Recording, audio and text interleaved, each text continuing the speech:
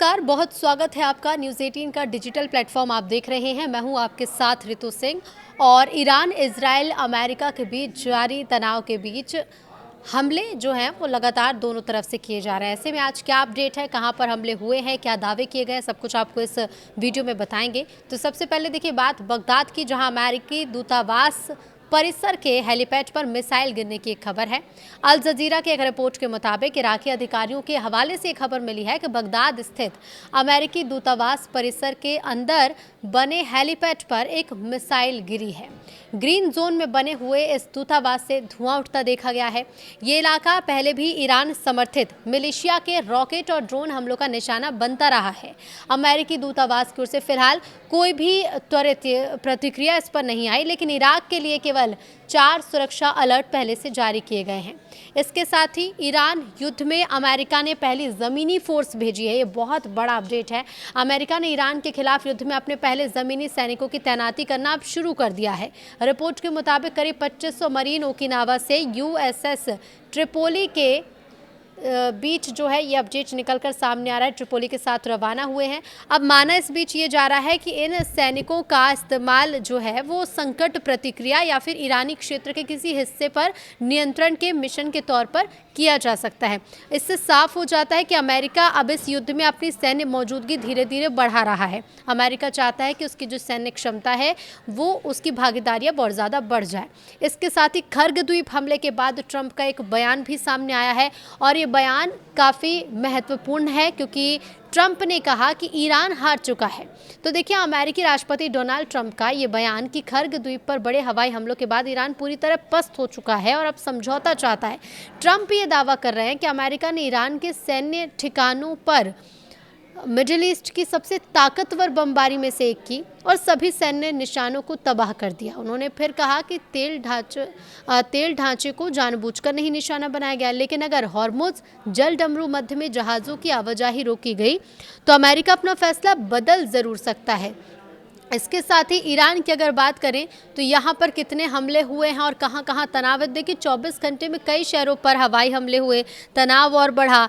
Iran America युद्ध को लेकर जिस तरह से ईरान से अपडेट निकलकर सामने आ रहे हैं वो ये कि बीते 24 घंटे में ईरान के कई शहरों पर हवाई हमले हुए हैं। राजधानी तेहरान समेत कई इलाकों में धमाके और धुएं की खबरें आई हैं। खर्ग द्वीप पर भी बड़े विस्फोट की आवाज़ सुनी गई, जिससे टकराव की ओर बढ़ने का खतरा गहरा गया है। इसके साथ ही राजधानी तेहरान में हमले के बाद आसमान में घना धुआं देखा गया। और इसके साथ ही देखिए सिर्फ तेहरान नहीं बल्कि दूसरे शहर करज, इस्फहान, तबरीज समेत कई शहरों में भी हमलों की खबर सामने आई है। अब ऐसे में ईरानी अधिकारी पलटवार की बात कह रहे हैं। IRGC ने अपने सबसे एडवांस हथियार और हैदर मिसाइल के इस्तेमाल के संकेत दिए हैं।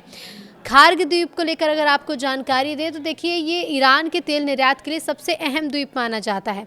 तेल ढांचा तो एक रिपोर्ट के मुताबिक ट्रंप और ईरानी सूत्रों का ये कहना है कि तेल सुविधाओं को निशाना नहीं बनाया गया, लेकिन ईरानी मीडिया ने वहां कम से कम 15 बड़े धमाकों की आवाज़ आने की बात ज़रूर कही है। अब ऐसे में उत्तर कोरिया ने करीब 10 बैलिस्टिक मिसाइलें दाग दी हैं। तो दक्षिण कोरिया की सेना ने ये कहा है कि उत्तर कोरिया ने करीब 10 बैलिस्टिक मिसाइलें दागी हैं। अब इस लॉन्च के बाद क्षेत्र में तनाव काफ़ी बढ़ गया है और दक्षिण कोरियाई सेना हालात पर काफ़ी नज़र भी बना रही है। इधर अमेरिकी इजरायली ठिकानों की तरफ ईरान ड्रोन की 49वीं लहर है। ईरान ने ऑपरेशन ट्रू प्रॉमिस 4 के तहत मिसाइल और ड्रोन की 49वीं लहर अमेरिकी इजरायली ठिकानों की तरफ छोड़ी है। हॉर्मुज की घेराबंदी और अब फुजैरा पर भी हमला। तो हॉर्मुज की घेराबंदी और फुजैरा पर हमले के लेकर ये अपडेट है कि हॉर्मुज के एस्केप वॉल्व फुजैरा पोर्ट पर ईरान का ड्रोन हमला। ईरान का दुनिया की तेल सप्लाई लाइन काटने का प्लान है। UAE के सबसे बड़े तेल पोर्ट पर ड्रोन हमले से काफ़ी आग भी लगी और ईरान ने हॉर्मुज को बाईपास करने वाले एकमात्र रास्ते पर बड़ा हमला किया। इसी बीच ईरान युद्ध के बीच जापान ने तेल भंडार खोलने का फैसला किया है। ईरान पर अमेरिका और इसराइल के युद्ध से वैश्विक ईंधन आपूर्ति पर खतरा बढ़ने के बीच जापान ने अपने तेल भंडार जारी करने और कीमतों को काबू में रखने का फैसला किया। जापान करीब करीब अपनी 95% कच्चे तेल की जरूरत मिडिल ईस्ट से ही पूरी करता है और ऐसे में इसीलिए हॉर्मुज जल डमरू मध्य में किसी भी रुकावट का उस पर सीधा सीधा असर पड़ सकता है। अब सरकार का ये कहना है कि ज़रूरत पड़ने पर आपातकालीन तेल भंडार रिफाइनरियों को दिया जाएगा। ताकि जो सप्लाई है वो उसी तरह बनी रहे और ईंधन पर निर्भर उद्योगों को राहत मिल सके। अब ऐसे में पश्चिम एशिया में अमेरिका ने 10,000 एआई ड्रोन भी तैनात कर दिया है। कुछ रिपोर्ट्स के मुताबिक अमेरिकी सेना ने मिडिल ईस्ट में करीब 10,000 एआई संचालित ड्रोन तैनात किए हैं। एक अधिकारी का ये कहना है कि ये क्षेत्र में सैन्य अभियान के लिए स्वायत्त तकनीक के इस्तेमाल में बड़ा इजाफा है। अब इस तैनाती को अमेरिका की बढ़ती सैन्य तैयारी और निगरानी क्षमता से जोड़कर देखा जा रहा है। ऐसे में जो खाड़ी के सहयोगी देश हैं वहाँ अमेरिका को लेकर काफ़ी नाराज़गी भी है। एक खबर जो छपी है, जो रिपोर्ट है, उसके मुताबिक खाड़ी के कई सहयोगी देश निजी तौर पर अमेरिका से नाराज़ बताए जा रहे हैं। उनका ये मानना है कि अमेरिका ने ऐसा टकराव छेड़ दिया है जिससे पूरा क्षेत्र खतरे में आ गया है। राष्ट्रपति डोनाल्ड ट्रंप इस हफ्ते क्षेत्रीय नेताओं से बात भी कर सकते हैं और उन्हें भरोसा दिलाने की कोशिश कर रहे हैं कि अमेरिका उनकी सुरक्षा हितों को लेकर चिंतित है। हालांकि देखिए, ये तो अब कुछ समय बाद ही पता चलेगा कि अमेरिका जिन देशों से बात करने वाला है और जिन देशों के जो राष्ट्राध्यक्ष हैं उनसे जो बात होगी तो उसके बाद क्या रिएक्शन सामने आते हैं। लेकिन हाँ, एक बात ज़रूर है कि अब स्ट्रेट ऑफ हॉर्मुज से जहाँ दूसरे, क्योंकि दुनिया भर में हम देख रहे हैं कि तेल संकट की स्थिति बनने की दिशा में आगे बढ़ रहे हैं हम।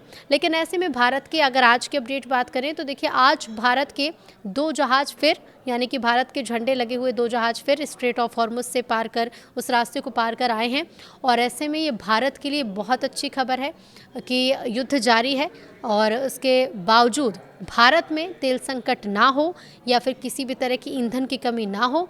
इसे लेकर ये अपडेट अच्छा है कि जो जहाज़ है, भारतीय जहाज़, वो स्ट्रेट ऑफ हॉर्मुज पार कर आ रहे हैं। इसके पहले भी 2 जहाज़ आए थे और अब फिर से 2 जहाज़ आए हैं। लेकिन ऐसे में अमेरिका की तरफ से बड़े दावे हैं, तो वहीं ईरान की तरफ से जवाबी हमले और कार्रवाई भी लगातार जारी है।